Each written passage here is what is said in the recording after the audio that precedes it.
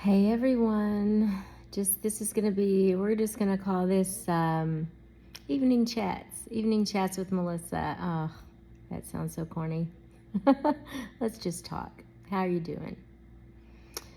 What's on my mind tonight? So I just want this to kind of be impromptu, but more of a short, not a long talk. I don't think anybody wants to hear somebody just ramble on and on, you know, blah, blah, blah. But I have a point usually. I'm just going to give one thought for the day every time I do this. So my thought for today is just how broken right now, it's not meant to be sad or depressing, but how broken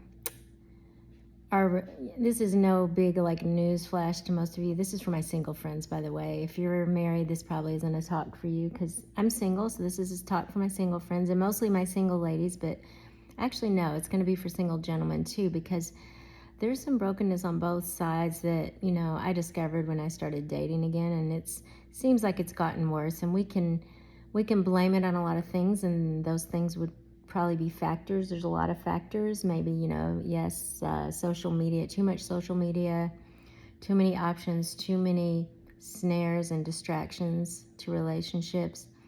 But ultimately, I think at the end of the day, there's a big emotional disconnect where, and this is going to be a different angle. I'm going to be speaking more from, I'm not really into any extremes like the extreme trad wife movement or anything like that, but I do believe that we've gotten so far away from what makes us unique in a relationship as men and women that that's a big part of the problem, in that we have men who don't know how to lead in a way that is gentle and servant hearted and makes the woman want to follow, where he's serving her and he loves her. We hear a lot of people saying, I don't want to hear the word submission, but honestly, if a man would lead in the way where he's protecting and caring and just treating her so well, I had an experience with that, and it's amazing, and most women just love that. And so you have instead a lot of manipulating, a lot of game playing, a lot of power struggles. And so men don't really know how to lead. Instead, they've resorted, well, I'm going to talk about this in a minute, what my male friend told me a lot of men are doing now that just shocked me. So stay to the end. It's not going to be that long, but women, we sometimes don't let the men lead, and we don't know how to be feminine and let someone take care of us because they have failed us so many times that we don't trust them sometimes. And so we just do it ourselves, and we just take the rein ourselves because sometimes we have no other choice. And then everything is just so messed up, And it's not that we can't both lead in different areas, but there has to be, just like in a dance, there's a lead and there's a follow, and we're just so out of sync. We're not dancing together anymore. So that's my thought.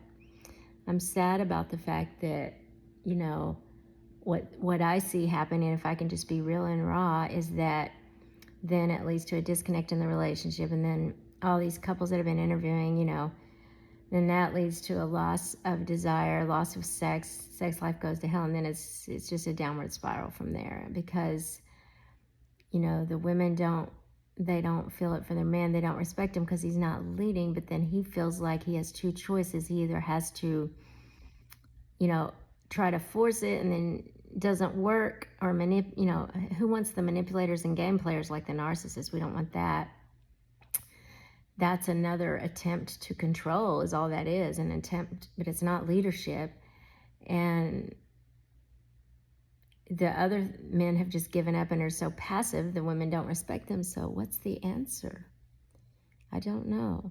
I'd like to hear your feedback. I think that we have to get back to love and respect somehow, where, men have got to be the leaders. Though, men, you have to step up, because the lead has to go first in the dance. The lead goes first.